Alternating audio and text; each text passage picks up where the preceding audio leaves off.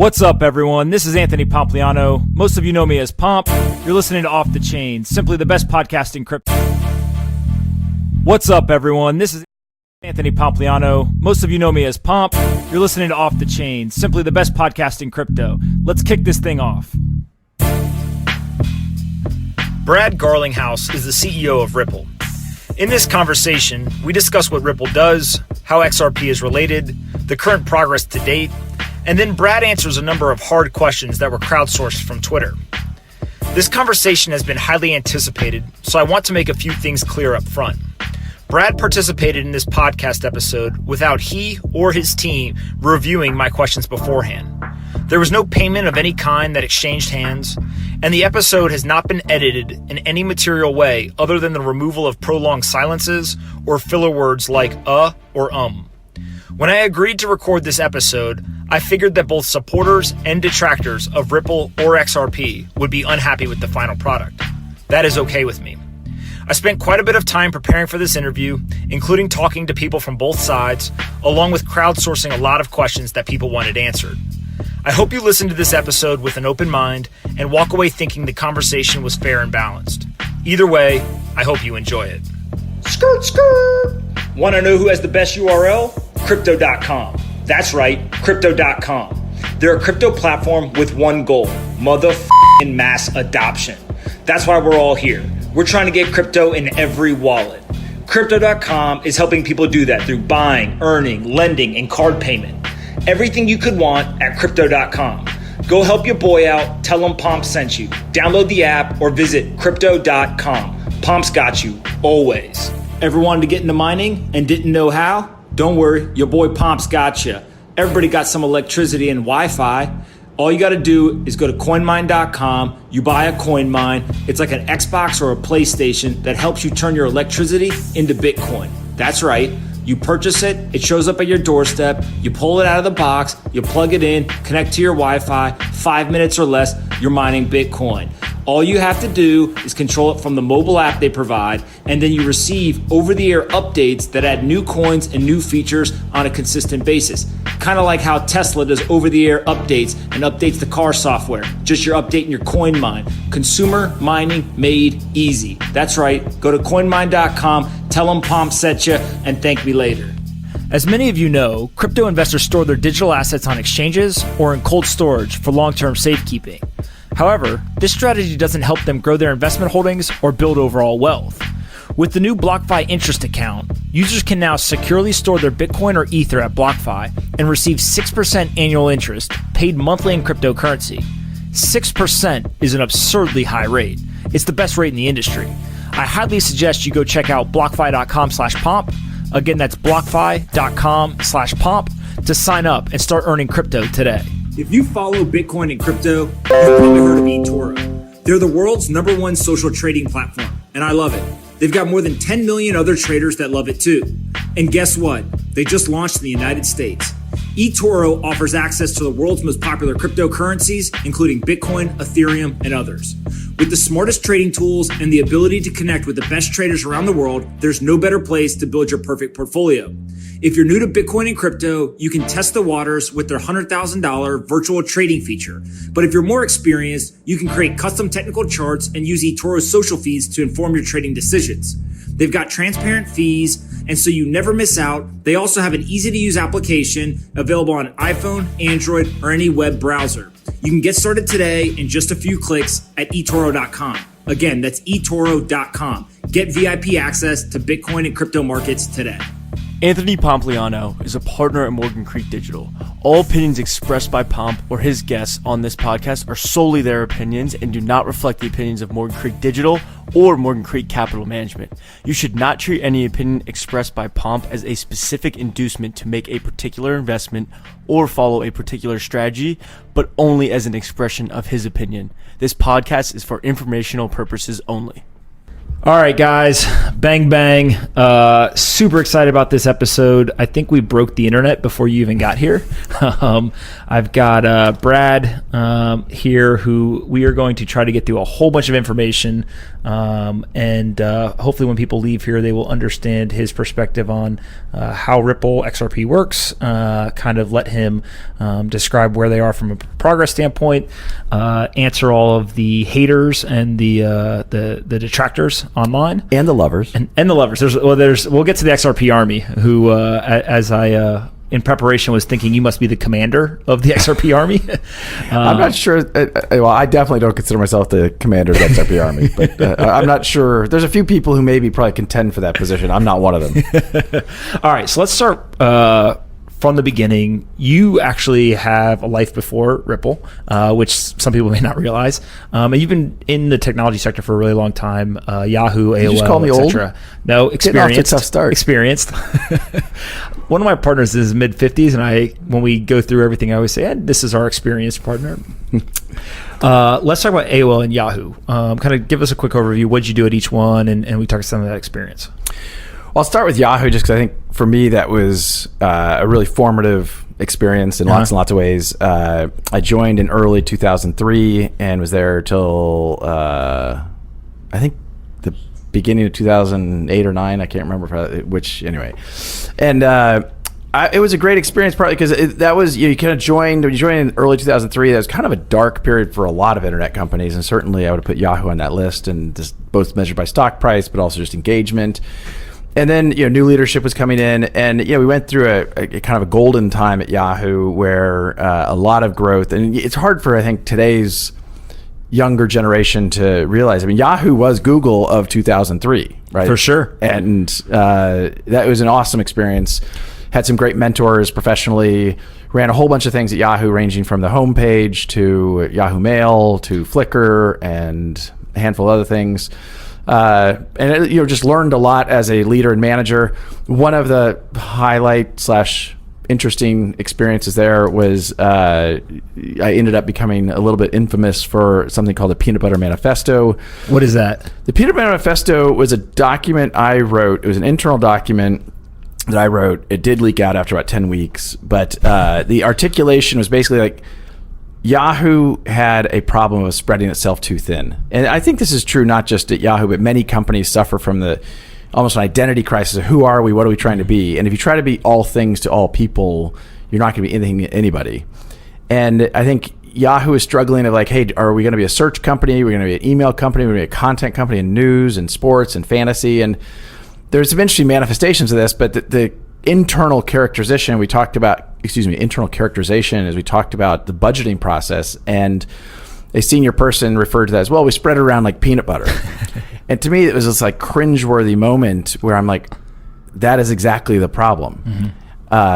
If you want to be great at something, let's decide to be great at that and then overinvest in that, and potentially at the expense of other things that maybe we have to divest or exit or whatever. But as the internet grew holistically, you had specialization and expertise. And if we were going to compete with Google in search, which I know people probably hear that and think, how is that even possible? Mm-hmm. In 2003, that was really possible. Mm-hmm. 2004. The homepage, if I remember correctly, Yahoo was like one of the most visited, if not the most visited web page in the world, the internet, right? Yeah. For a period of time, it was when I was managing it, and it was certainly a high point of kind of, thinking about programming, and a lot of interesting stories about kind of, things that transpired in those eras. But it was a different time than it is for Yahoo today. For sure. And so you go from Yahoo AOL timeframe to you then become the CEO of a technology startup. And when I was doing a bunch of prep work, it was a file sharing startup, right? And so I'm assuming that kind of forays into some stuff you're doing now, but maybe just tell us a little bit about what you guys were doing there, and kind of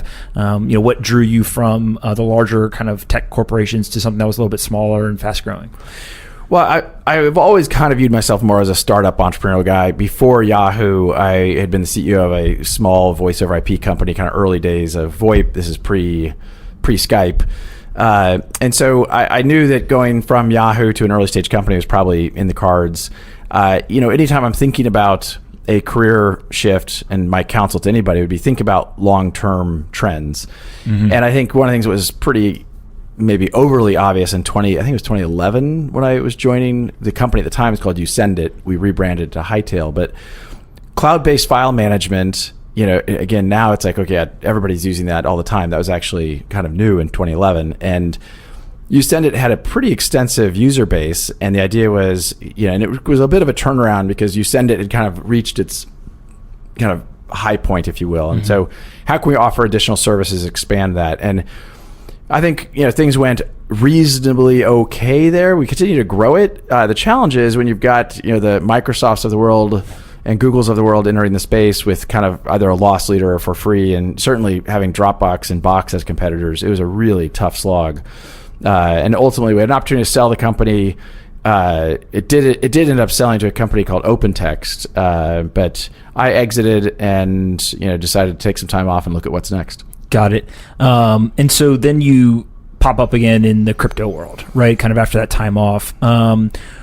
Let's start with kind of what's the first time you remember hearing about crypto, blockchain, Bitcoin, some other, application of technology? Like, do you remember what that was and kind of what caught your attention? There's a conference that's kind of under the radar that generally Orrin Hoffman and Peter Thiel organize each year called Dialogue. And I've attended Dialogue a bunch of times, but in 2012 I attended Dialogue with a number of friends, and there was a session on Bitcoin, and on the flight home, sitting with some of these guys who often are referred to, some of these guys are patient zero for many of Silicon Valley's Bitcoin energy. And by the time we landed, I was like, okay, I'll buy some Bitcoin.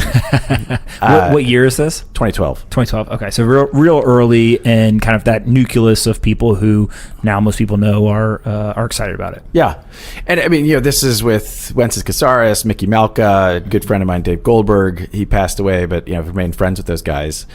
The thing that I probably was unconvinced of in that era was, what's the long-term opportunity of Bitcoin in a world where it's fighting against governments and fighting against banks and fighting against the institution, the man? Mm-hmm. Now, obviously, that's part of the genesis of Bitcoin, but I was always kind of, I often wonder, okay, if you took a slightly different strategy with these things, would you reach broader adoption? Would you impact more people more quickly? Mm-hmm. And when I had not heard of Ripple, I got a recruiting call, and we kind of got one thing led to another. So basically, your kind of first foray was Bitcoin and more of what I'll call like the crypto ethos, if you will, and then inbound recruiting call ended up kicking off the process for Ripple. Yeah, it's kind of amazing. Yeah, it's kind of a colorful story, and so you'll maybe find it interesting. I had left Hightail, I had time on my hands. And so I decided I would be an Uber driver. I thought that would be fun. So I drove an Uber for about a month. And one day, a recruiter who I happened to know, not super well, but knew him, I remember partly because he kept trying to call me, and I kept hitting ignore because I had a passenger in the car.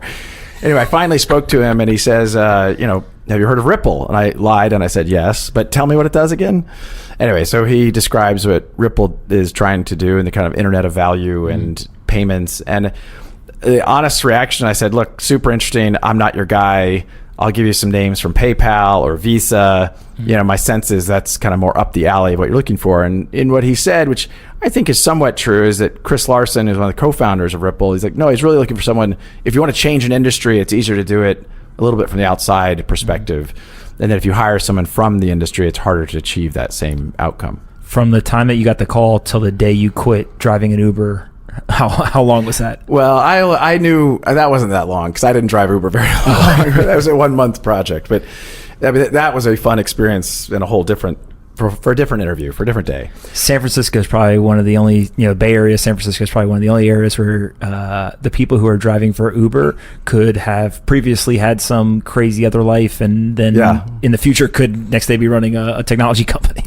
Yeah, there were a couple funny moments. I mean, so one, this is 2014, and I was an early Tesla driver, and so I was picking people up in my Tesla as an Uber X. And a lot of people at that time, particularly, had never been in a Tesla, so you'd pick people up, and there'd be this kind of, wait a minute. And anyway, a couple people did figure out who I was, and they would tweet about it after the fact, but it was rather amusing. That's awesome. All right, so let's dive into Ripple first. You joined in 2015 as the CEO? As COO. COO, yeah. Okay. what drew you to Ripple eventually? Kind of what was the lore, if you will, as to why to join this one company out of all the companies in the Bay Area? Well, it's a good question. I interviewed with a bunch of different companies at the time, and I think, for me, given where I was in my career, I was less interested in kind of how do I take a base hit or a double. It's kind of like, look, if you want to do something, I want to really have an opportunity to, borrowing a Steve Jobsism, put a dent in the universe. And there's a whole lot of things in the kind of whatever Web 2.0, Web 3.0, whatever we're in, where I look at the thing and I'm like, wait, this isn't that. I mean, it's kind of like, oh, could you, as a capitalist, make money? Sure. But, a better marketplace for dog walkers, it doesn't speak to me. Like, it doesn't speak to me as like you're changing and impacting the world in a positive way. And I'm not taking anything away from those that have a more efficient dog walking experience. The dogs are happier. The dogs are happier. And by the way, the dog walkers are, there's make more money. I'm not trying to be a hater towards that. But when I look Brad Garlinghouse is a dog walk hater. There was a rumor at Ripple for a while that I hated dogs, and we was allowed to have dogs at work, and that wasn't true either. But anyway, so as I was looking, I wanted to do something. I felt like this really, if it works, could really have a big impact. And so my risk tolerance might have been higher than some. And I had been talking to the team at Uber about a position there. I'd been talking a couple other things, and I was drawn to Ripple in part because it felt like it was a big swing, meaning there's a chance that it wasn't going to work, and there's a chance you're like, well, wait a minute, actually, if this works, it could be really impactful in a lot of ways. And I think through a little bit of luck, a little bit of skill, I think we find ourselves in a pretty interesting spot. Okay, so we don't want to jump that far ahead. Sorry. Yeah, no. Well, for those that don't know, there are at a high level 2 separate components to what you guys are doing. There's Ripple and there's XRP. I want to make sure that we separate those and talk about each one individually first. So Ripple, when somebody says to you, what does Ripple do? How do you respond and kind of describe the business from your perspective?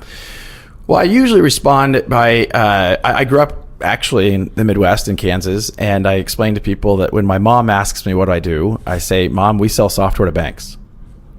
Pretty simple. Pretty straightforward, not a lot of drama about that. The fact that the software we're selling includes components of blockchain technologies, includes solutions that leverage digital assets.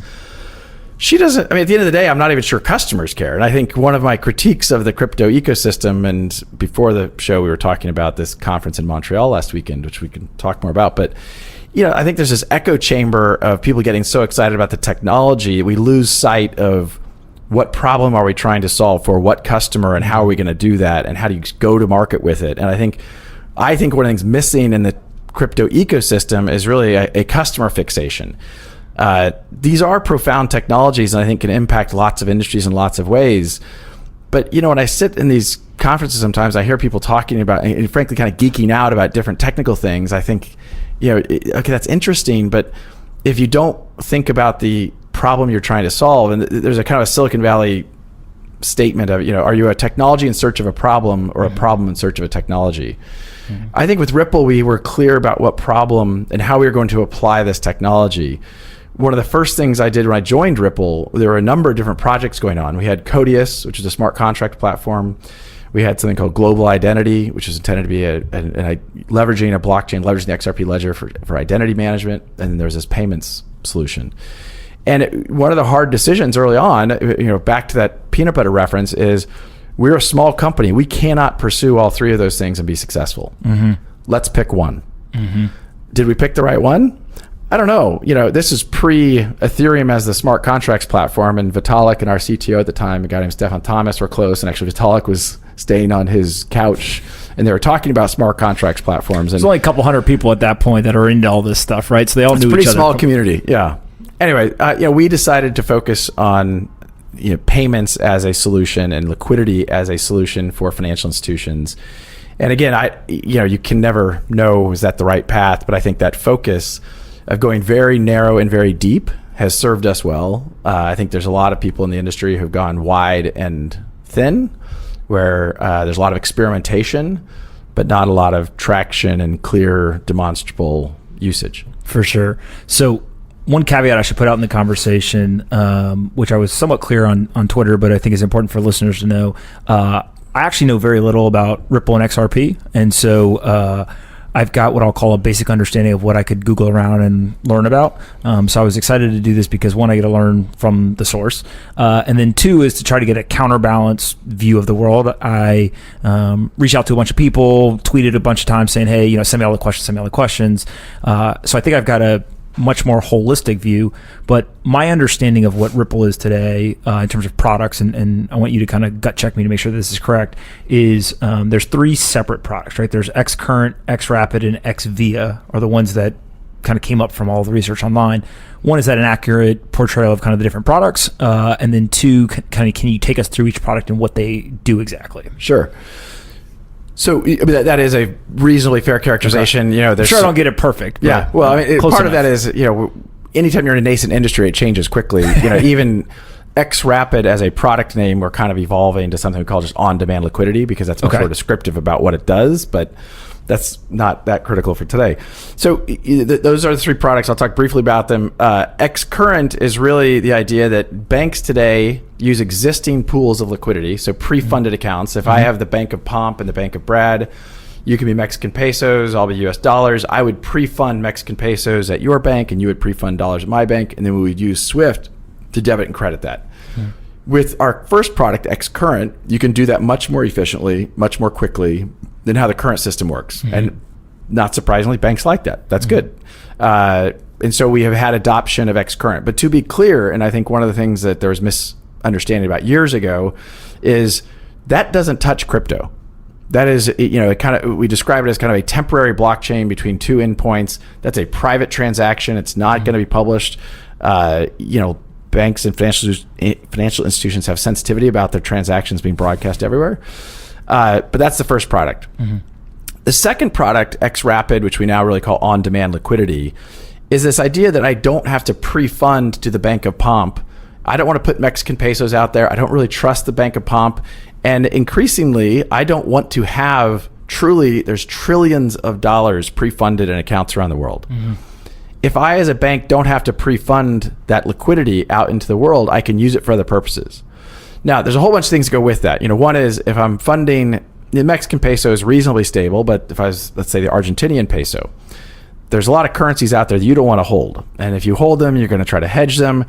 On top of that, you have things like quarterly compliance requirements about how's the Bank of Pomp doing. I've got, it's frankly one of the things that changed after the financial crisis is something called, forget the name of it at the top of my mind. They changed the regulatory framework. Basel III is Basel III changed the regulatory requirement about how banks' tier 1 capital ratio is calculated. It used to be that the Bank of Brad could trust the Bank of Pomp, and the Bank of Pomp and your regulators could trust the Bank of Brad. After the financial crisis, we realized we don't trust other banks. So my deposits that I have at the Bank of Pomp no longer count towards my capital ratio. So when we talk about tier 1 capital, that no longer counts. Well, guess what? That means the Bank of Pomp and the Bank of Brad, I don't want to have those accounts out there, because it means I need more liquidity elsewhere. And it's because if I can bring those back in rather than keep them at your bank, then they count towards my capital. That's correct. Or I can dividend that money. I can do whatever I want with that money. It's my money. Okay. And I don't need to hold it on my end in order to still use for transactions. Like, I don't just, rather than hold it at your institution, I just now hold it at mine for the transaction. Well, this is what on-demand liquidity solves. So what on-demand liquidity, or XRapid, allows you to do is say, Bank of Pomp holds $1. I'm going to sell the $1. I'm going to buy a unit of XRP. I'm going to move that unit of XRP from a US dollar denominated exchange to a Mexican peso denominated exchange. I'm going to sell the XRP. I'm going to buy a Mexican peso. You can have that whole transaction completed in seconds. What today would mean pre-funding and debiting, crediting, and you're wiring in it. If you're a financial institution, you might be sending liquidity in every 10 days or something. Now I can payment by payment, or even if it's treasury, I can not pre-fund $10 million a week. I can send, $100,000 every 4 hours. And I don't have to pre-fund. So that allows me to bring working capital back to me. There's payment providers out there. Some of these are public companies, so this isn't proprietary information. But MoneyGram has negative working capital to the tune of hundreds of millions of dollars of negative working capital. Why? Because of these pre-funded accounts. Got it. If they don't have the pre-funded accounts, all of a sudden they have a lower, by the way, I'm not pretending we're going to solve this overnight worldwide, but over time, if we can bring that from, a few $100 million to $200 million to $100 million, the enterprise value of MoneyGram is somewhere around $1.5 billion, debt plus the equity. If you can move that by a couple $100 million, that's actually really material to a business like MoneyGram's. Mm-hmm. Now you extrapolate that to not just other remittance companies, but banks. It's a very big deal for how global liquidity is managed and the impact, frankly, to the global economic engine. We make global commerce more efficient by making payments more efficient. Mm-hmm. If we can do that at scale, we can make the whole economy more successful.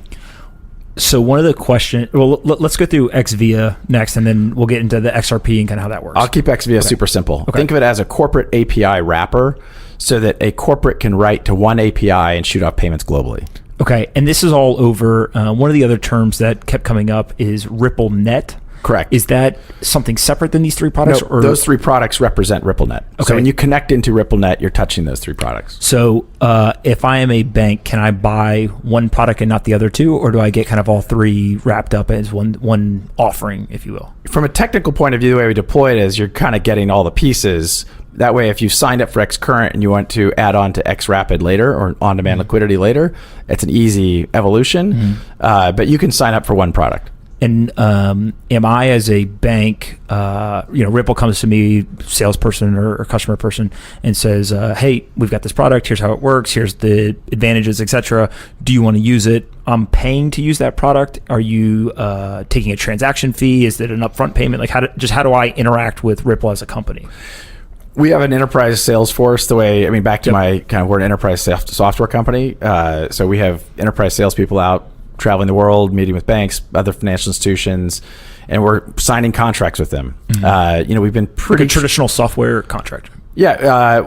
Traditional is loose here. It's not... Salesforce, you just light up an instance. This is not that, right? You're typically deploying behind the firewall. Okay. And so, generically, without disclosing all of how our contracts work, you're paying a software license fee. Mm-hmm. You're typically paying a professional services fee for deployment costs, mm-hmm. because again, we're typically sending people to your location to do deployment work. Mm-hmm. And the third is transaction fees. Okay. So kind of like the first two sound similar, like an IBM type model, right? Give or take.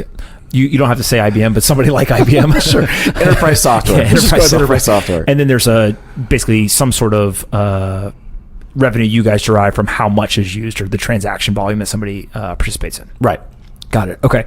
So you described earlier that some of the products use XRP. Let's switch gears from Ripple to XRP now. What is XRP? And I think this is where a lot of the controversy lays probably. So let's be really kind of thorough in terms of how you would describe it and kind of what the purpose is. XRP is an open source software. XRP Ledger is open source software. The XRP is the digital asset resident on the XRP Ledger.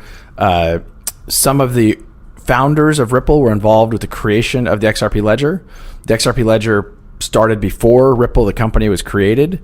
Okay, hold on, explain this. So some of the people from Ripple involved in the creation, but XRP Ledger was actually started before the company Ripple. So sequentially, yep. Group of engineers gets together, and candidly, some of these engineers had been early Bitcoin engineers. Mm-hmm. Their view was, hey, there's going to be some scalability limitations of how Bitcoin works. Mm-hmm. They set out to build a better Bitcoin. Mm-hmm. I think, an impressively prescient way, they saw, look, if you extrapolate this out and you really want this to be the future of payments, can you scale a proof of work like model to enable an internet of value? And that's challenging. So they were like, and I think they would attest to, their original view was, hey, we're going to set out to build a better Bitcoin. We're going to build Bitcoin 2.0. And, we don't talk about that today because I don't view this as a competition between Bitcoin and XRP.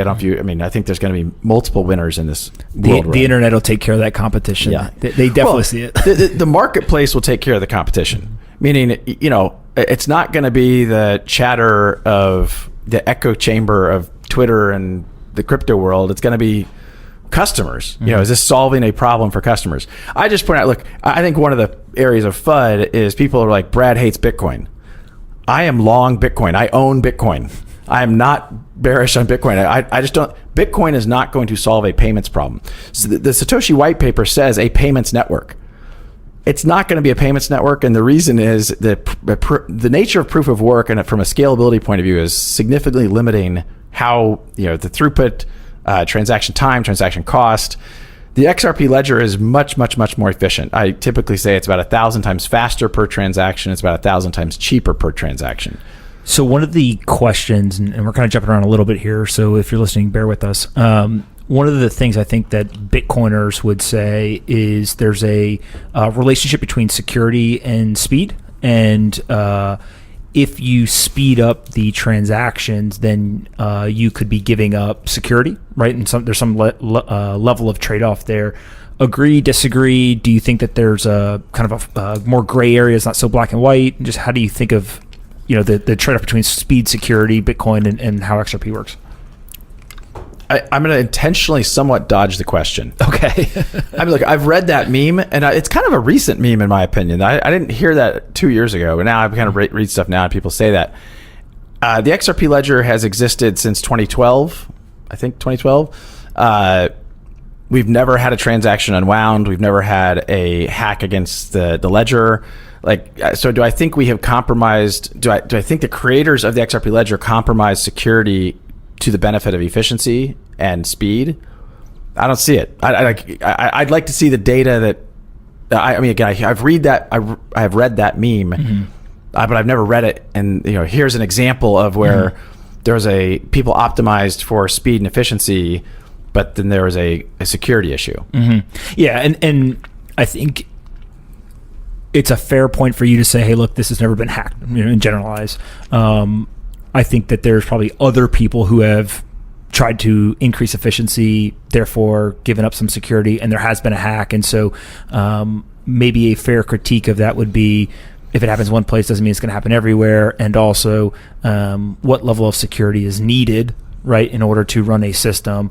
And if there is a relationship between security and speed, is there some middle ground between the two, right? Yeah, I guess I'm challenging the premise that there's a trade-off between security and speed. I mean, by the way, I'll be totally candid. The part of I'm dodging the question is I am not the cryptographer at Ripple who's going to. We're in the same boat. So I'm a little over my skis in trying to defend this point, but I think I'm reasonably smart about this stuff. I have read the meme that you're trading off security for efficiency. I haven't seen any proof of that. The people who I trust the most from a technology point of view in this area, I think if they were on your show, would argue that. Yeah. I don't feel competent enough to do that.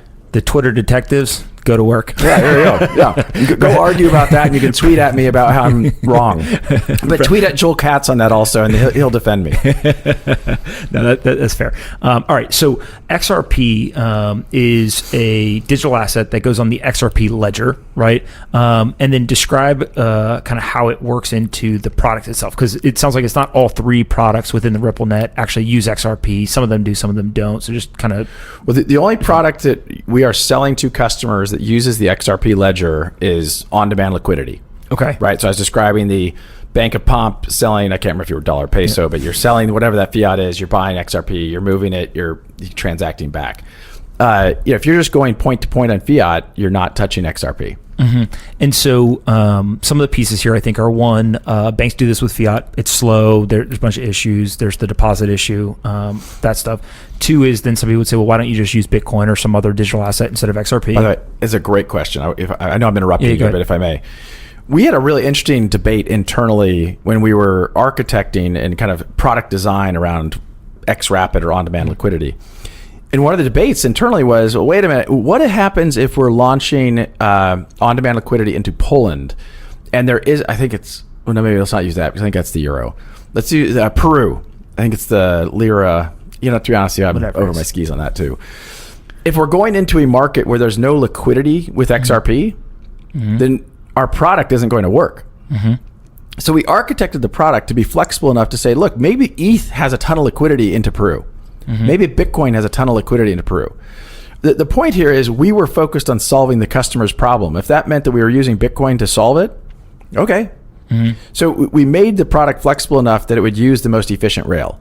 Now, it happens to be that we have never used anything other than XRP because actually XRP is extremely fast and extremely inexpensive on a per transaction basis. Do you look at it as XRP is the default, and then if there's not the liquidity, then you would go to the other ones, right? Yeah, I think that's the right way to think about it, yeah. Got it.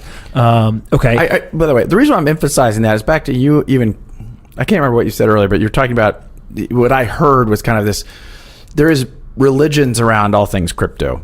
Tribalism, absolutely. Tribalism, religiosity, whatever, and I think it's really unhealthy. Okay. I just had somebody on who said that toxicity was positive. So go ahead, go.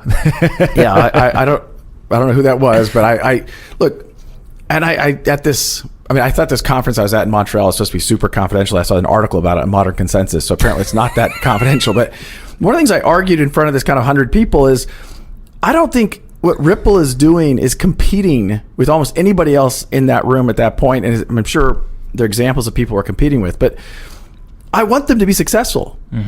I want the ETH projects to be successful. I want the Bitcoin projects to be successful. I don't view that as a bad thing for us. In fact, the more successful they are, the better it is for me. In fact, when I hear about companies in our space that are struggling and might have a bad outcome, that's bad for me. I think we're at a stage, and I joined the internet space. We didn't get back to my early time, but I moved to Silicon Valley in 1997. This is a year-ish past the Netscape IPO. It was early days, and I feel very similarly. Like, look, all boats can rise here. And when I hear about the tribalism and all the toxicity, I'm not here to hate on almost anybody. I'm here to hate on people who aren't open-minded and thoughtful and are maybe almost pedantic in their approach of just like, this is better because I want to solve a customer problem using a set of technologies that includes the XRP ledger, that includes the digital asset XRP. I think we're doing that effectively. We're scaling very quickly. It's going well. I would think other people would want to root for that success because I think we're the only scaled blockchain crypto solution out there. Period. Full stop. There's a lot of experiments. You think that you're the only scaled... Say that again? I think that what Ripple is doing is the only scaled example of crypto and blockchain being used like at scale, period. How do you measure let me qualify that because I know the Twitter is going to go berserk on that. I just tried to save you for the record. I know, so how do you measure that? Well, I mean, so first of all, I'll back off it by saying, look, clearly Bitcoin as a store of value is a use case I believe in. I'm long Bitcoin. That is working. It is scaled. What I'm talking about more is that enterprise solution. There's a lot of experiments around how blockchains can impact different kinds of transactions. I use the word experiments really specifically. I can't point to other examples where, Ripple has hundreds of customers using these technologies to solve a real problem. We have real volume. We can get into some of that volume information, but like, things are going really, really well. I want these other projects to do really, really well. So let's get into progress because that's a huge question that people have. And I think this is coming both from the believers and the detractors camp of just like, where are you guys today? So hundreds of customers. My understanding is some big names, some small names, everyone in between. What kind of data can you share in terms of kind of milestones or data that illuminates what that progress has been? Right. So a whole bunch of thoughts I'll throw in here. One is, so we have publicly disclosed, we have over 200 customers. I don't think we've updated the number since then. We have... You can update right now if you want. I don't think I know the exact number. At some point, I'm not trying to be tongue in cheek, but like you stop counting at some point. It's just like, are we at 248 or 260? I don't know. What I have also publicly shared is that we have been on a pace of signing about two enterprise grade contracts per week. Okay. So what that basically means is you have 52 weeks in a year. We're signing on average about 100 contracts. We'll sign more than that this year. We beat our forecast for Q3 that just ended last week. And, that's a leading indicator of increased adoption. I'll tell you one interesting kind of anecdote. We were at Sibos big banking conference in London a few weeks ago and meeting with a bank we don't work with today, big transaction bank, correspondent bank. And the team there was sitting down, and one of the guys in the room said, well, it's become a question of not if we're going to work with Ripple, it's when, because 26 of their correspondents are already working with Ripple. Got it. So if you're this bank and you're not working with Ripple, it actually is inefficient for them not to actually join the network. And this is one of the reasons why I get excited about the business model. The network effects, there's Metcalfe's law. The value of a network expands based on the square of the nodes on the network. We're seeing that happen. The thing that the skeptics should ask is, well, if you're one of the first 5 customers to sign up for RippleNet, why would you sign up? It's like the first person bought a telephone. There's nobody to talk to, which is true. I tell my sales lead that his job gets easier day by day. And look, there's evidence to show that it does.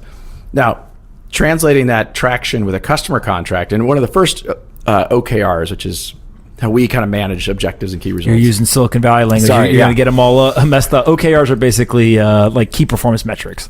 Perfect. When I first got to the company, our kind of key performance metric was contracts. And over time, I realized that the contracts wasn't the most important metric. It was deployments. Because you can sign the contract, but if it's not deployed within some reasonable amount of time, you haven't made that much progress. Then we started tracking deployments as the most important metric. And then we realized it's actually not deployments, it's actually volume. Because at some point you want to sell the contract, deploy it, and then you want volume going over, either in a new use case being built on a new rail or moving existing volume over to that rail. So today the key metric we track more than anything else is volume. Okay. And we track primarily volume by number of transactions as opposed to dollar volume. Okay. And the reason is, like, to some degree, you could do a small number. We have a handful of customers that are corporate use cases where there's one large bank where their average transaction size is tens of millions of dollars per transaction. That kind of skews all the other data because you have other transactions like $30 each. Ultimately, we think about the number of transactions. The number of transactions has been doubling quarter over quarter for about 8 quarters. Okay. Give us a ballpark of where. I don't know. I honestly don't. Thousands, millions? Many thousands. We're not yet. There's a chance we'll hit millions this year. Millions per quarter or millions per year? There's a chance we'll hit millions this year. So millions in one single 12-month period. Yeah. Yes. Okay. All right. Look, I know. I mean, there's a couple of things on why we're kind of protective about what we disclose.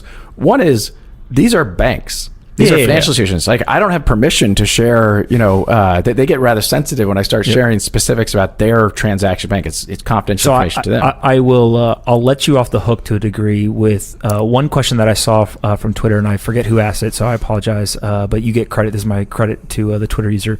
Is they said, what percentage of the customers, right? So they basically were saying, look, I believe that you sign up all these customers, right? It's very obvious that if you have a better software product to give to them and it can help them run their business, they're going to pay for it. It's just classic business.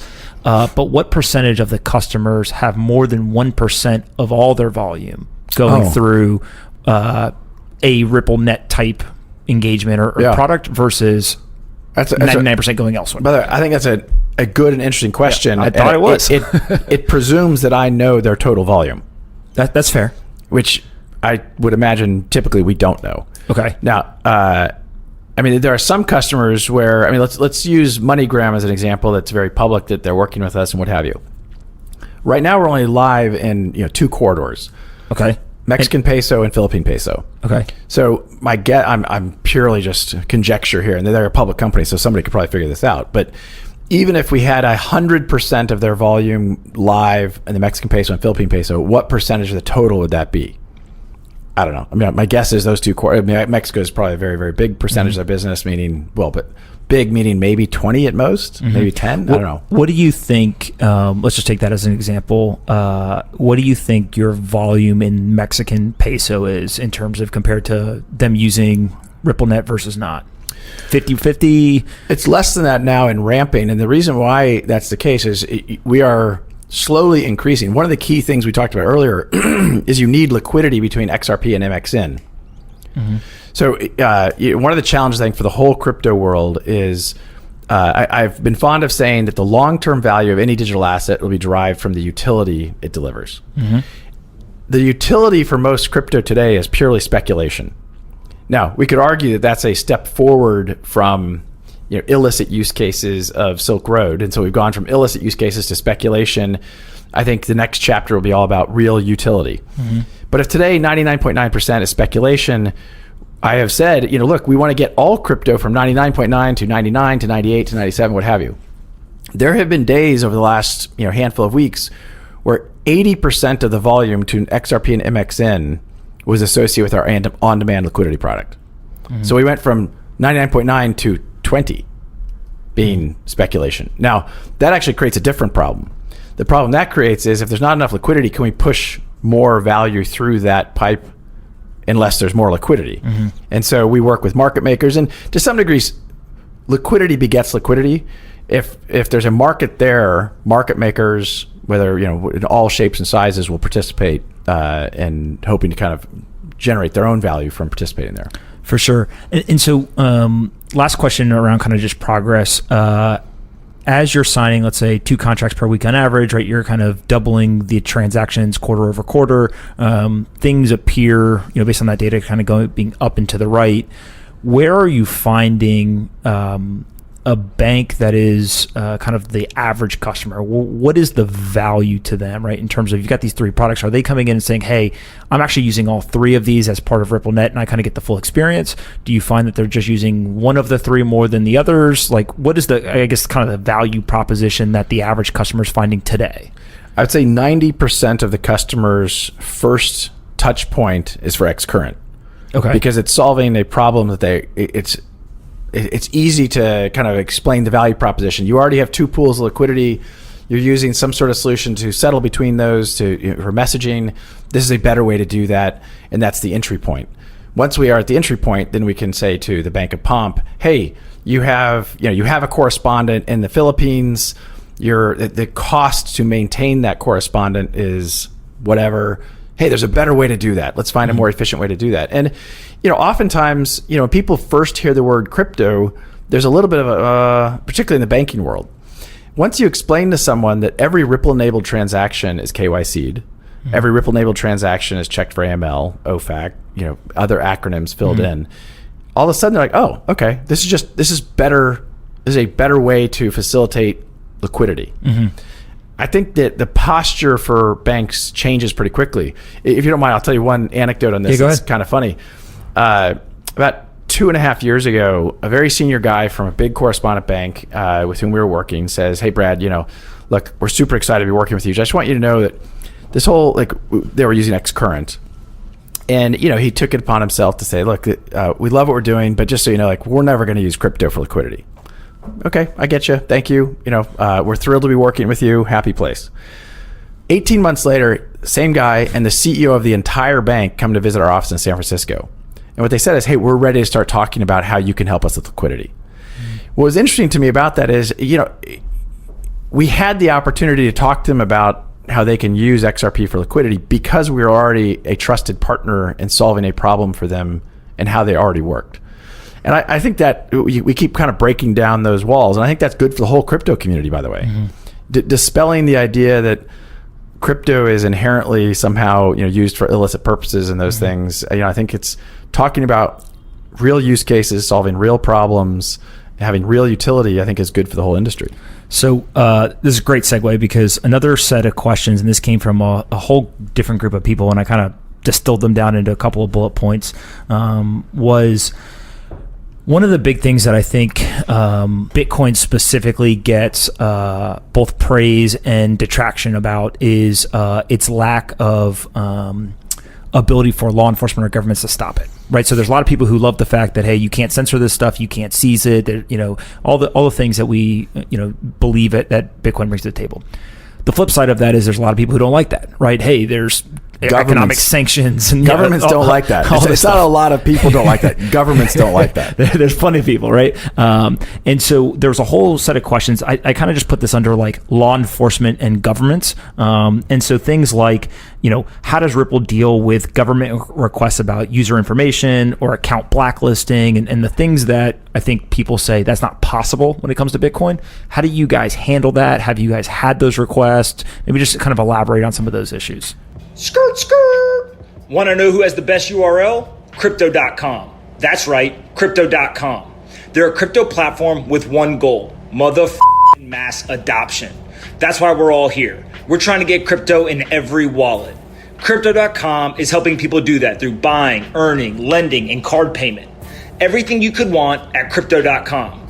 Go help your boy out. Tell him Pomp sent you. Download the app or visit Crypto.com. Pomp's got you, always. Ever wanted to get into mining and didn't know how? Don't worry, your boy Pomp's got you. Everybody got some electricity and Wi-Fi. All you got to do is go to coinmine.com, you buy a coin mine. It's like an Xbox or a PlayStation that helps you turn your electricity into Bitcoin. That's right.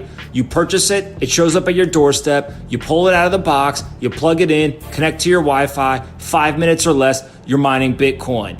All you have to do is control it from the mobile app they provide, and then you receive over-the-air updates that add new coins and new features on a consistent basis. Kind of like how Tesla does over-the-air updates and updates the car software. Just you're updating your coin mine. Consumer mining made easy. That's right. Go to coinmine.com, tell them Pomp sent you, and thank me later.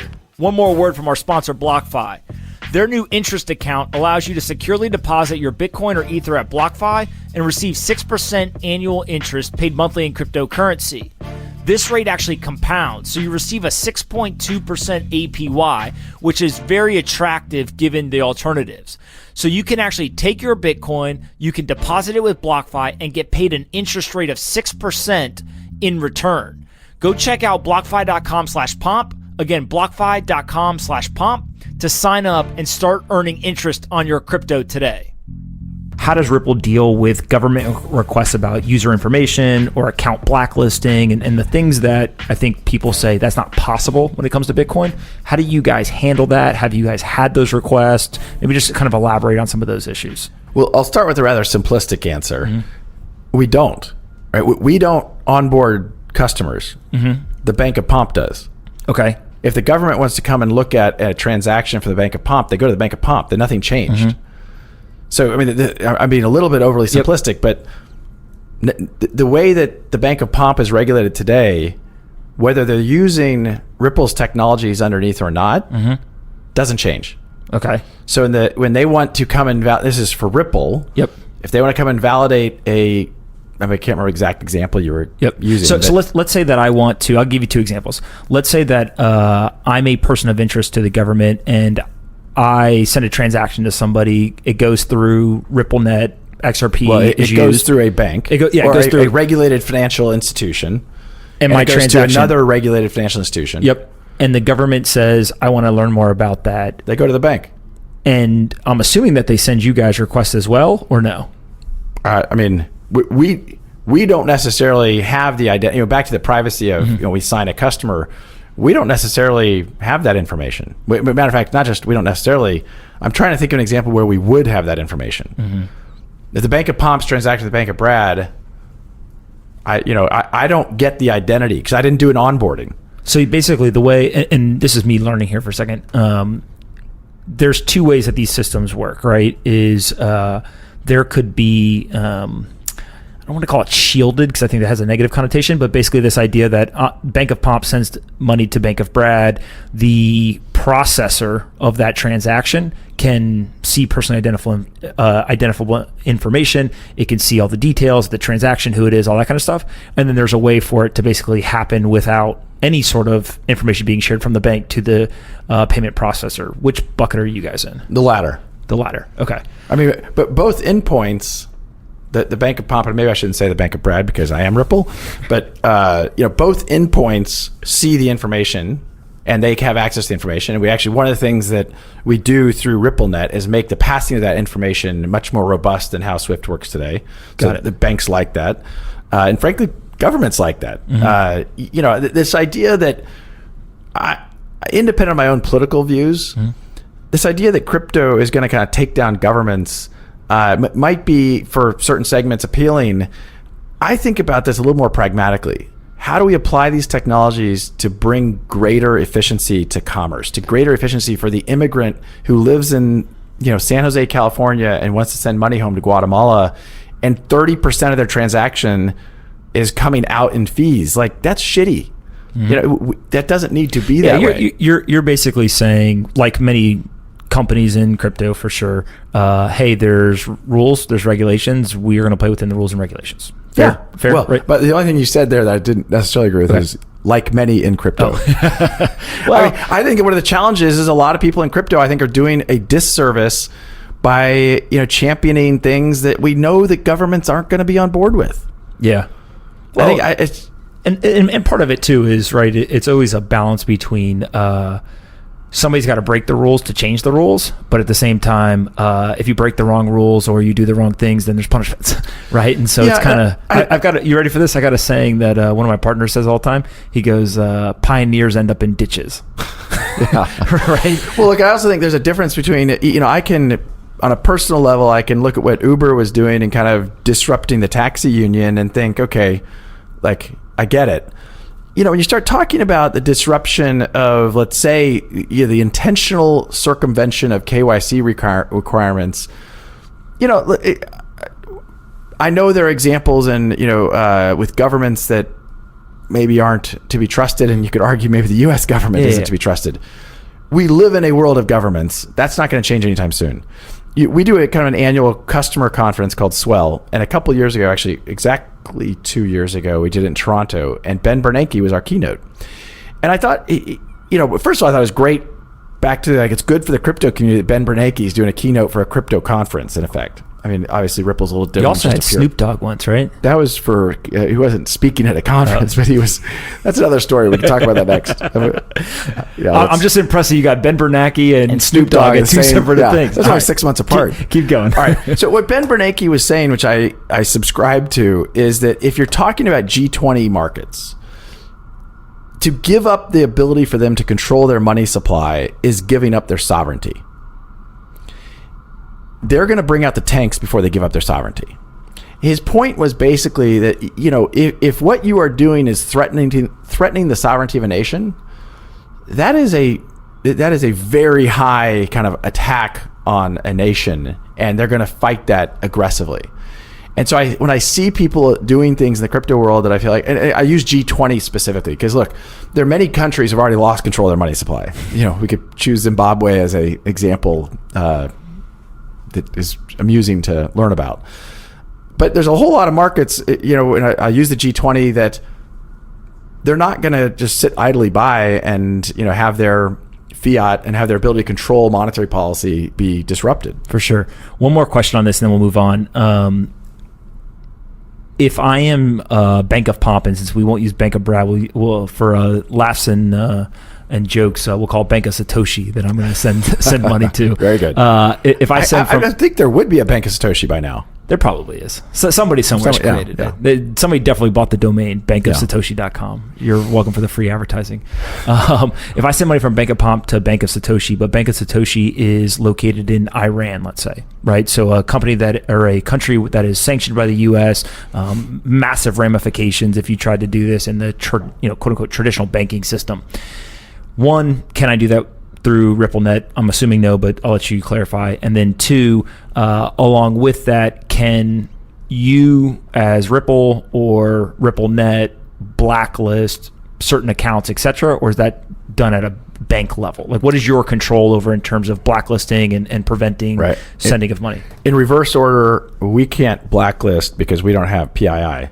Okay. So if I could blacklist Pomp, I would. That's just a general rule. Not Pomp, but there's some others out there that I might. We could.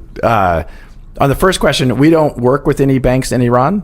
Mm-hmm. When we think about so first of all, there's obviously U.S. government requirements about certain countries you can't do business with. Iran would be on that list. Mm-hmm. When we think beyond that, if a bank is a SWIFT-enabled bank, we generally look at that and say, okay, they're part of the global banking infrastructure. Mm-hmm. Ergo, there's no reason why Ripple shouldn't work with them. Yeah, I think the question is less about the specific country, more so whatever the rules of a legacy bank are presented, right? So if they can't send money to Iran, XRP can't be sent there as well through RippleNet because you're working with these banking partners. Yeah, and keep in mind that the Bank of Pomp, at the end of the day, you Bank of Pomp can be connected to RippleNet, and you still are choosing with whom you're settling across the network. Mm-hmm. So, I mean, let's not use Iran, let's use Zimbabwe, because I imagine a lot of people might have concerns about settling with banks in Zimbabwe. I think you may choose. Even though I'm connected to RippleNet, even though it's super efficient, it's super fast, super low cost. Do I want to have as a correspondent a bank in Zimbabwe? That's up to you. It's up to me. Yeah, got it. All right. So I want to play a game that I call Devil's Advocate. But before we play, and the point of this game is essentially to present to you the I can't say thousands, hundreds of people or tens of people who tweeted at me all kinds of crazy conspiracy theories, detractions, and then even some that seemed pretty valid, right, in terms of what they were saying. Before we do that, though, the number one topic by far that everyone was focused on was XRP sales, right? Yep. And there was a whole bunch of stuff around that. Before asking any questions, you just kind of describe how do the sales work, and kind of as you sit on the Ripple side as CEO, how do you view XRP, escrow, sales, revenue, all this kind of stuff?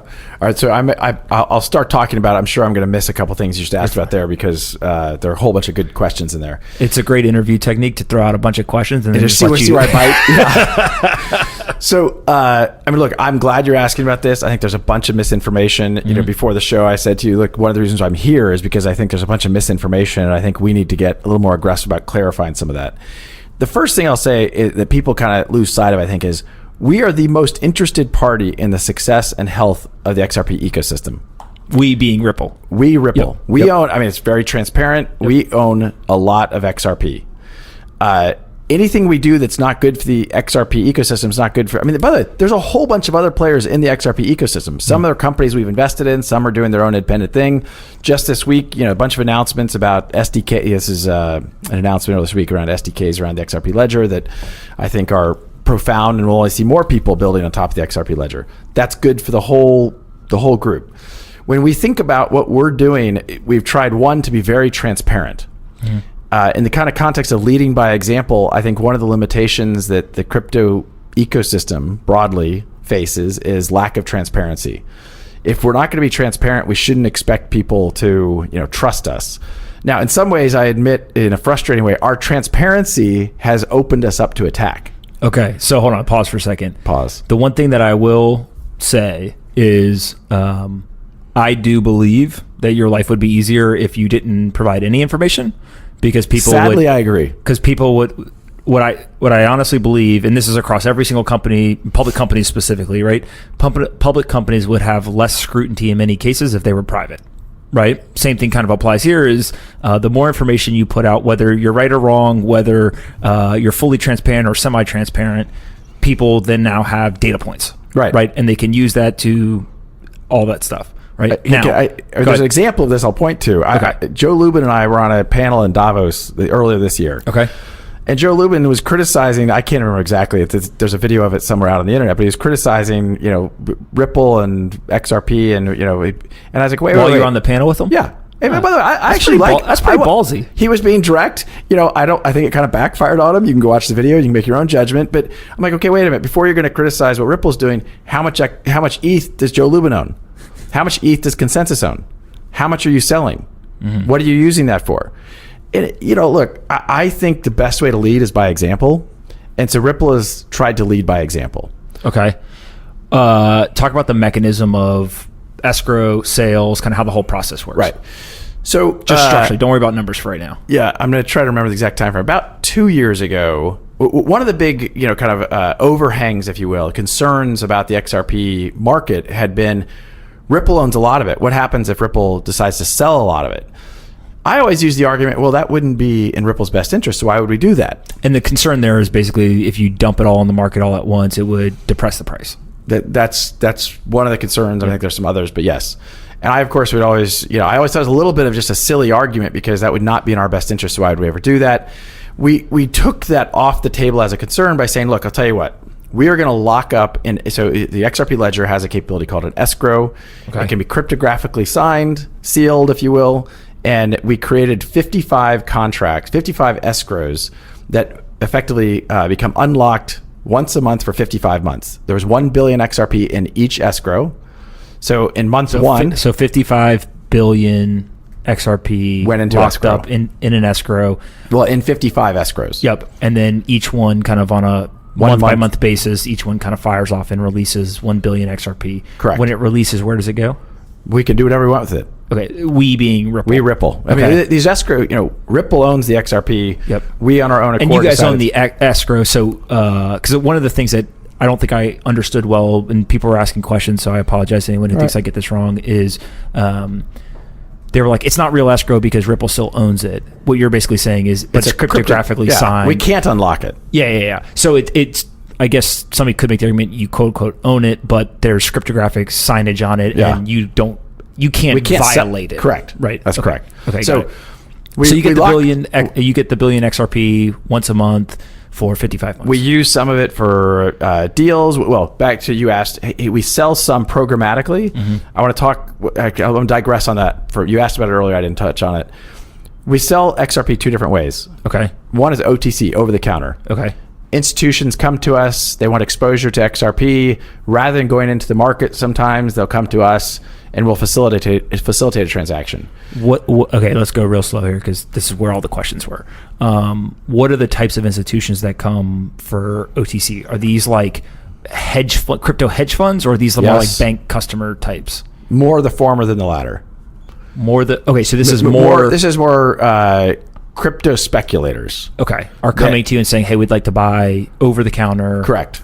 Got it. So now, two things about the over-the-counter piece. One is, so over the history of the time I've been in the company, I don't know, order of magnitude, would have 20 to 30 unique players come to us to buy XRP. Oh, that's really not that many. I thought it was going to be way higher than that. No. Okay. Yeah.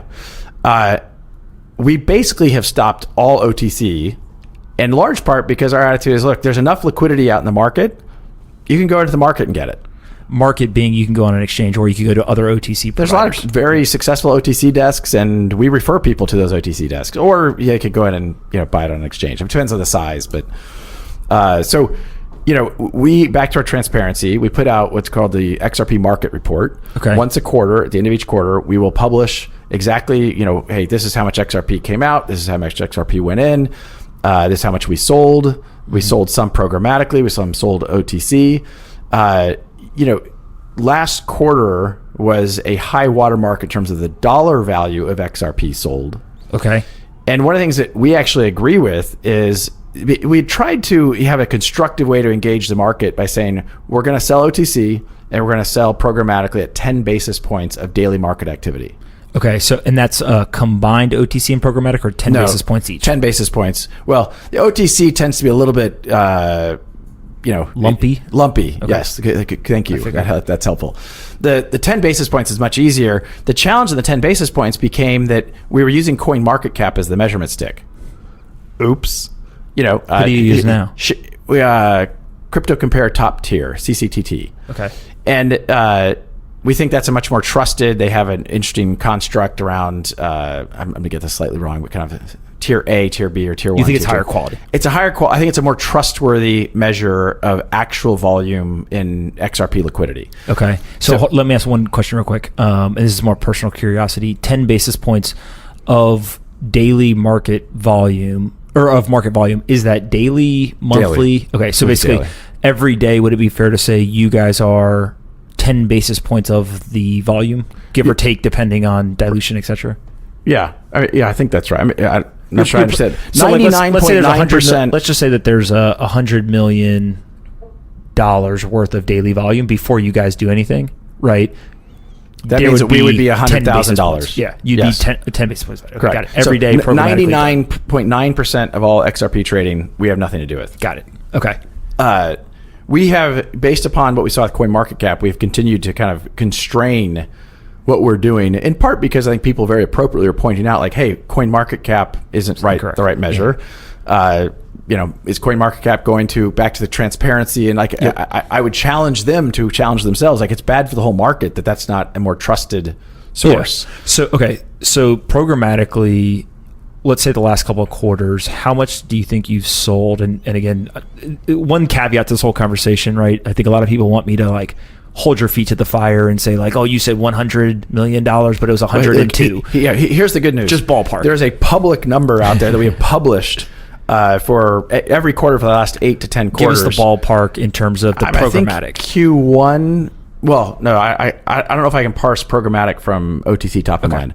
I think Q1 both combined was about 170 million USD. Okay. And Q2 is about 250 million USD. Okay. Q3 is going to be dramatically lower. Okay. We will put that XRP markets report out in a week or two. Okay. So 2 weeks. A couple of more questions here. And again, I caveat all this with this is where all the questions are. one, what are you doing with the money? So basically, there's, let's call it Q1, there's 3 billion XRP, right, that get unlocked over a 3-month period. Yeah. You so take that, in the markets report, by the way, we would have said, and I don't know top of mind, but 3 billion came unlocked, and this is how much went back into the 56th, 57th, 58th contract or escrows. Got it. So you will contribute some of it back to another escrow. Not just some of it, but most of it. I mean, I would, order of magnitude, 80% of it goes back in. Okay. You then sell 170 million Q1, 250 round numbers for Q2. I think one of the we're getting into the devil's advocate game now. One of them is, what do you guys need all the money for?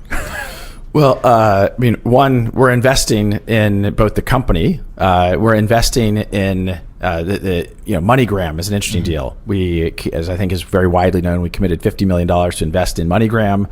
I think that has been a very successful partnership and investment for them and for us.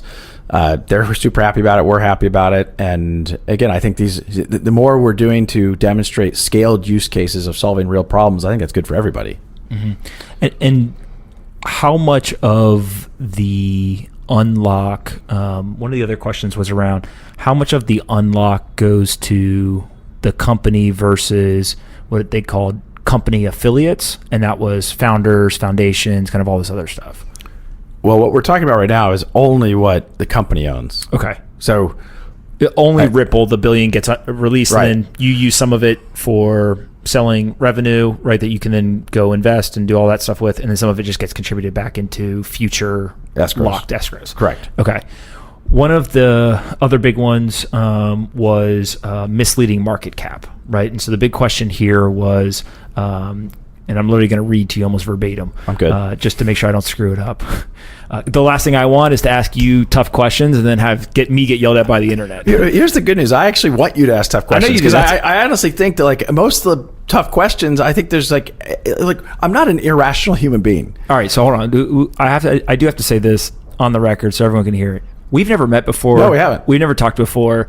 Somebody asked me the other day what I thought about this.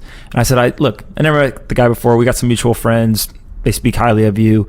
And I said, but I'll tell you what, the guy's got balls to come in here, has no clue what I'm about to ask him. So I'll give him that. Actually, well, I'm glad you say that because I think some people are like, oh, well, he has to have pre-approved questions. I think what I said to you before we started is like, look, anything's fair game. Yeah. I will even go further as to say the folks that know that I was talking to some of the people at Ripple about doing this. That was going to be one of my, what do they call it?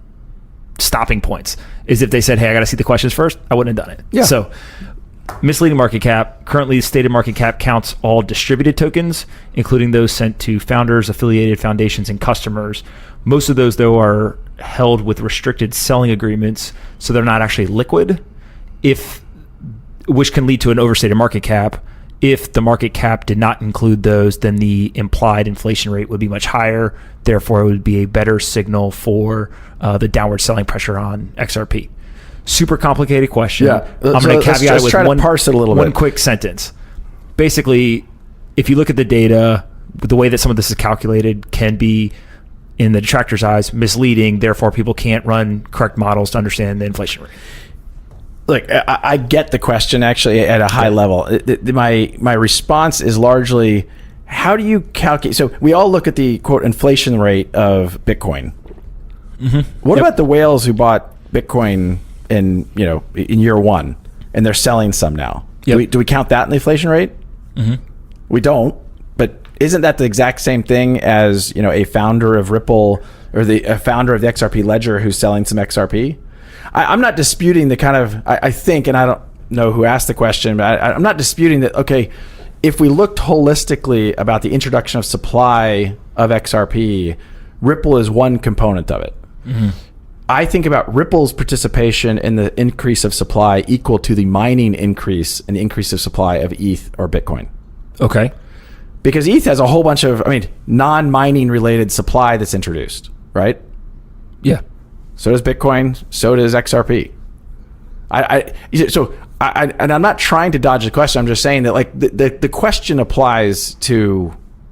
Well, I guess the question is more on market cap specifically. Well, so here's the market cap is. I think there's two components to this. One is included in the market cap is tokens that are held by restrictive selling agreements, right? Yes. Well, I think that's really referring to one of the co-founders of the XRP Ledger and the co-founders of Ripple is a guy named Jed McCaleb. Jed had threatened, well, he didn't just threaten. He said he was going to dump all of his XRP. He was trying. I mean, he had left Ripple and he was trying to start a competitor to Ripple called Stellar, and he said he was going to dump this. There was court activity and a settlement that restricted his ability to sell because he was trying to act in a, not in a good way to the market. Got it. And so I'm kind of jumping around a little bit, but tangentially related to this, when you guys sell Ripple OTC, XRP, do you guys put restricted selling agreements on anyone who buys OTC? Sometimes, yes. Sometimes. It largely depends on, look, if somebody came to us, well, keep in mind, by the way, the amount of OTC we're doing now is dramatically less than we were before for the reasons we've kind of talked about before. Yep. If somebody was coming to us and saying, I want to buy $20 million of XRP, there is a risk that someone would want to do that and somehow have ill intent. And so we might have restrictions on that. They're also back to the whales point, and you could argue actually what Ripple has done is healthier than what you have in the ETH environment or Bitcoin because there are no restrictions. Now, I think in all of these environments, people are probably acting in the best interest because if you're holding, generally. Right. Yeah. Unless you're irrational or not very smart. Would there be a way for you to, and I'll caveat again, sitting as a person trying to understand how you guys are thinking about this and also understanding kind of the other side, there's sensitivities whenever you're doing business transactions with, I'll call them customers or partners, whoever. And so you don't want to, open source your contracts, right? For example. Right. But is there a way to be more transparent is kind of a negative connotation, but just more transparent around what those selling restrictions are, either on a customer basis or on a more kind of generalized basis? Here's kind of my reaction to this. Okay, so we're already 10 or 100 times more transparent than anybody in the crypto community, and we get attacked for doing that. And I think you just asked me to be more transparent. I think I'm going to pass. Yeah. I'm not trying to. Yeah, it's just kind of like we are doing what we think are smart strategic things to leverage our balance sheet in a way that we think is rational and thoughtful about catalyzing this whole area. Am I going to share our the Coca formula of like, here's how we're doing things? Is it that secret and special? Yeah, we can debate that, but like. This is actually, so here's what I'll say. This is one thing where if people were, and there actually are some people who want you guys to do this, right? Said, basically open source the contracts, right? Like show us exactly what every single contract looks like with every single customer. I actually think that's like pretty far overkill, right? Just given that you're trying to run a business, et cetera. So I'll definitely kind of call that out. If I may, I think one of the challenges for how capitalism has evolved, period, is we're very short-term centric. I have been very public in saying, look, I'm taking a very long view of the company we're trying to create. And, if I piss some people off in the short term, I'm okay with that. I think, I didn't talk about this earlier, but I was in business school when Jeff Bezos, is 1996. Jeff Bezos hadn't really launched Amazon. He came to my class in 1996, talked about Amazon, and it was Amazon Books. Really? And he talked about, and since then I've been enamored. A bunch of my classmates ended up working at Amazon, and I've been kind of enamored in watching the company. And I think what they have done has been very, very impressive in lots of ways. But one of the things I have looked at, I think about Ripple is to cross-border payments as Amazon is to books. Okay, you got to explain that.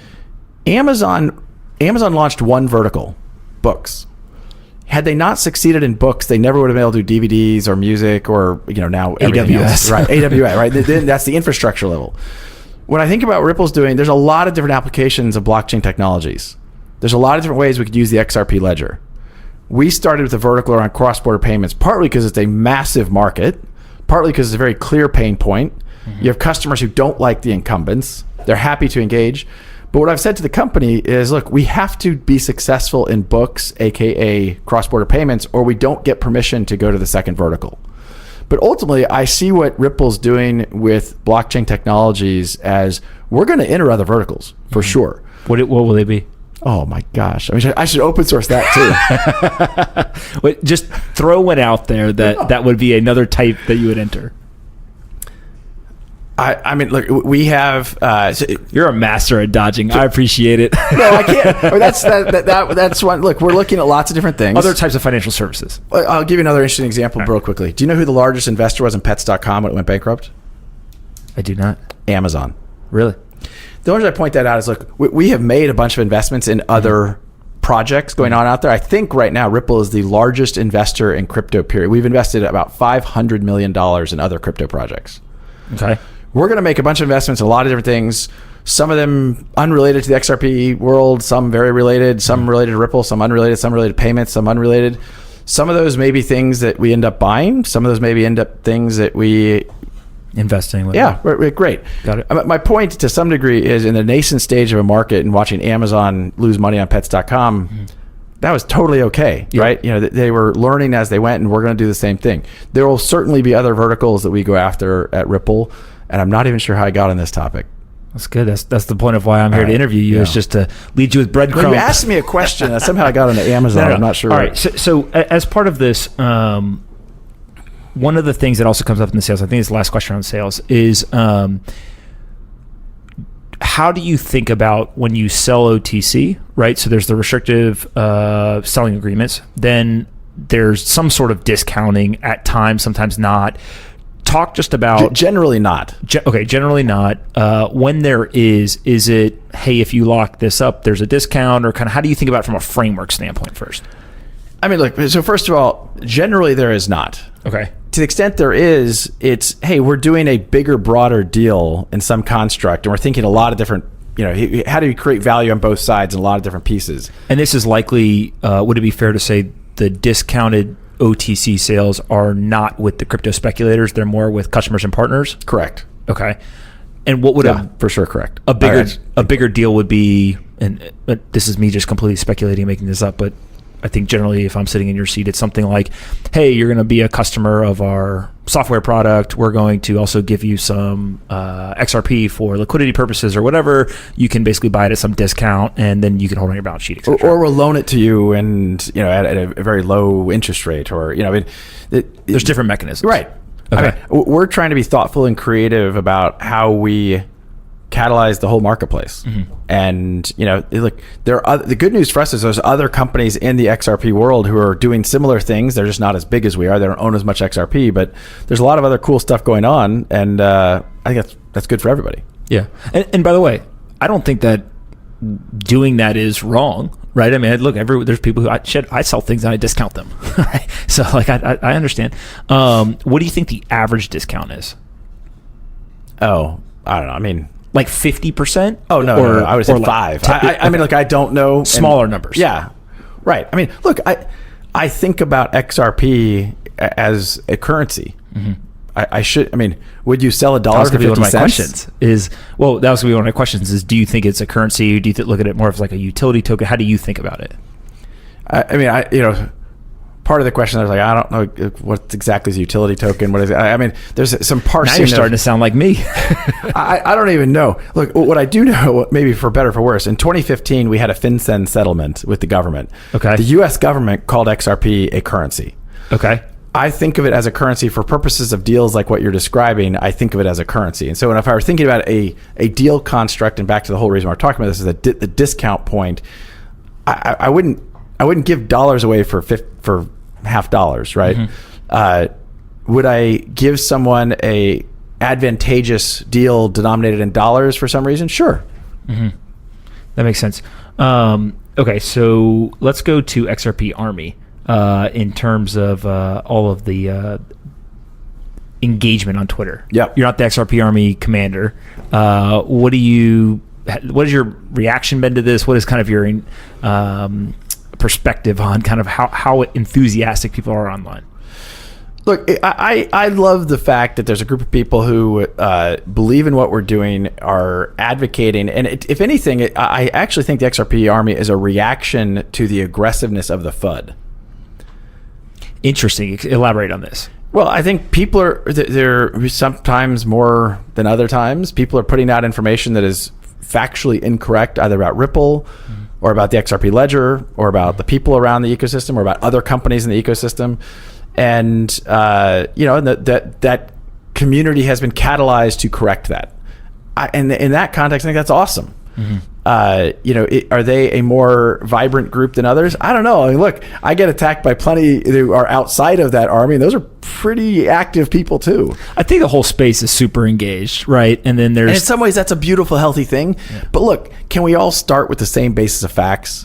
And I think some people just stop listening in a way that I find to be, frustrating. And I'm still learning.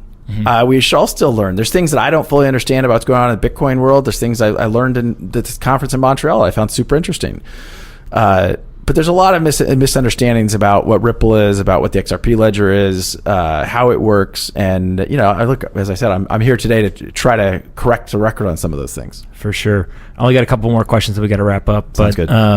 In terms of payment to employees, one of the things I find fascinating is there's plenty of companies that are built around Bitcoin. Employees accept Bitcoin as their salary. Binance, BNB. Right. Are there folks at Ripple/XRP that are working on this and getting paid in XRP?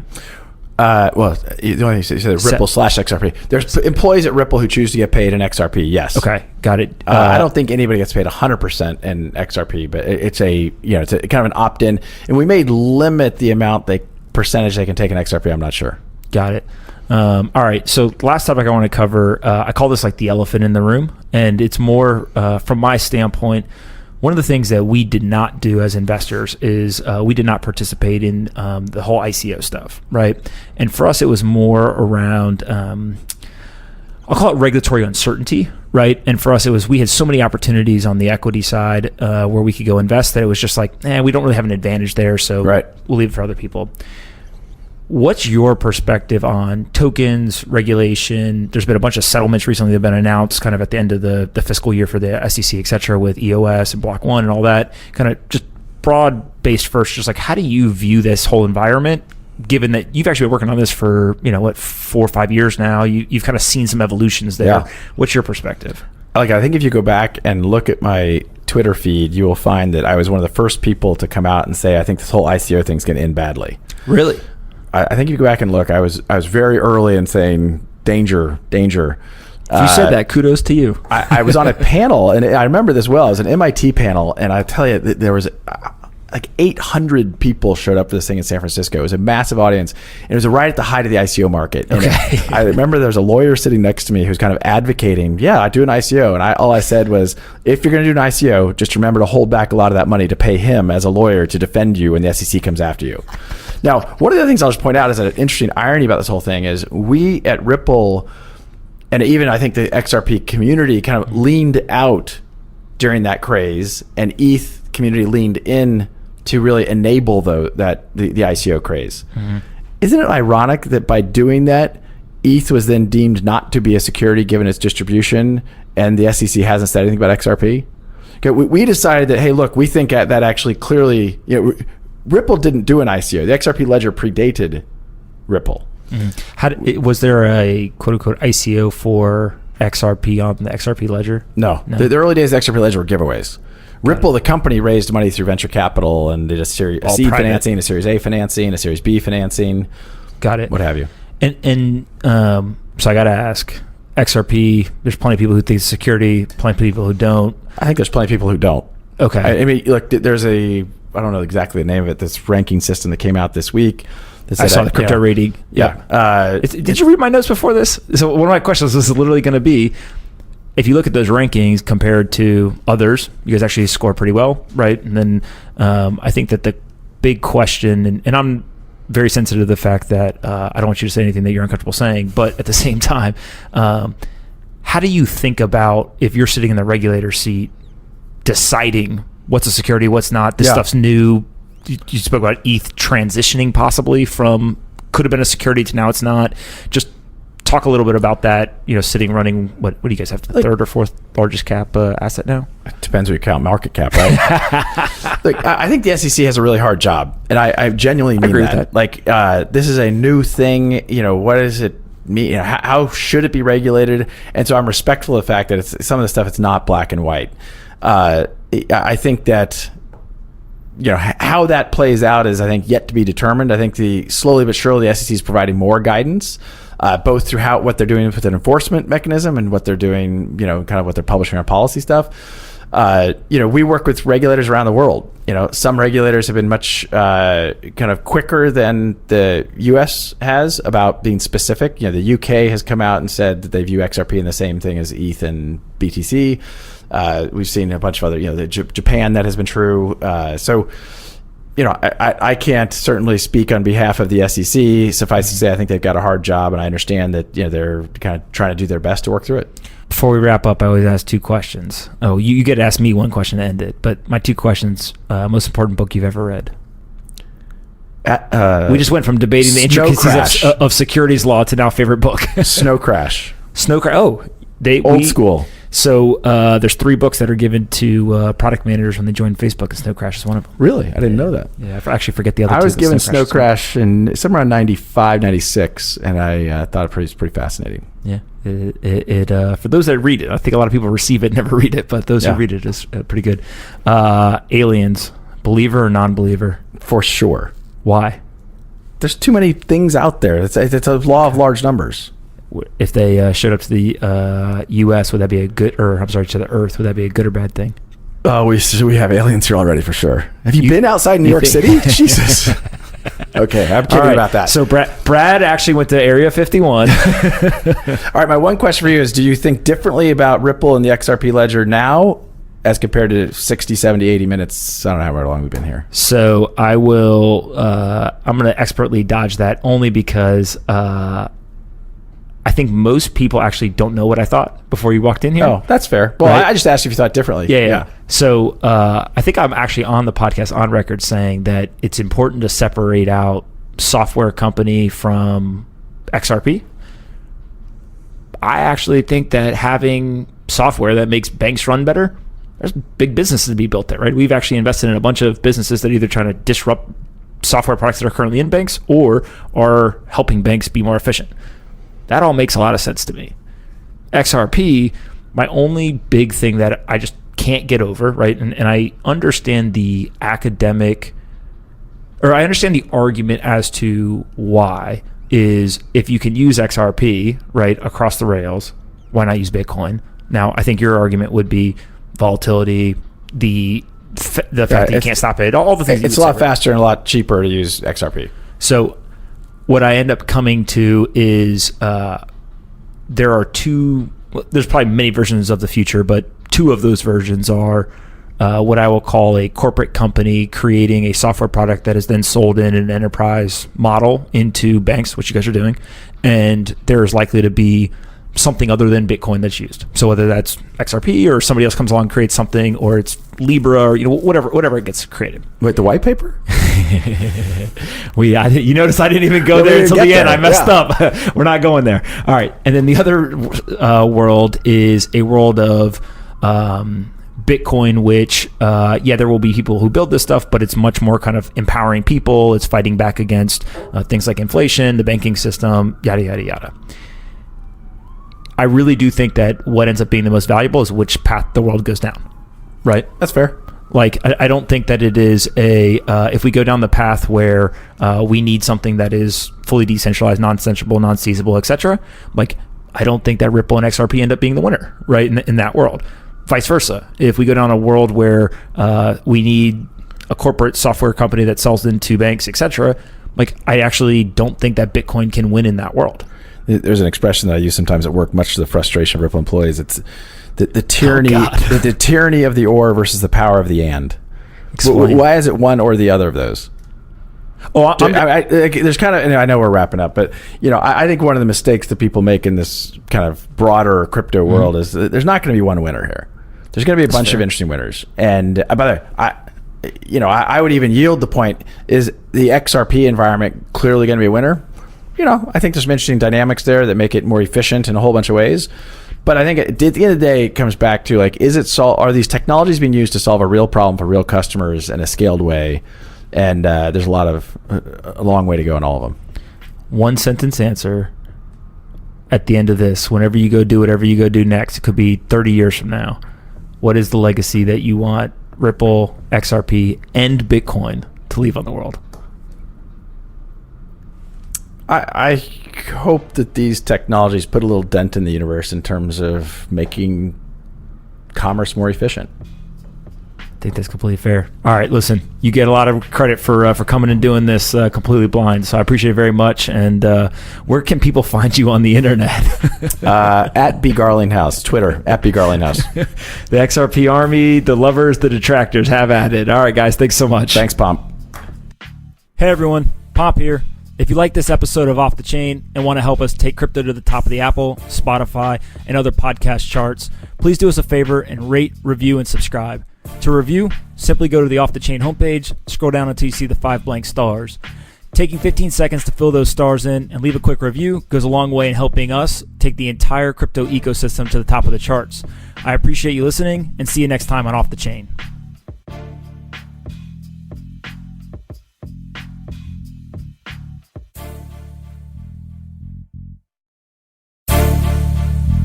What's up, everyone? This is Anthony Pompliano. Most of you know me as Pomp.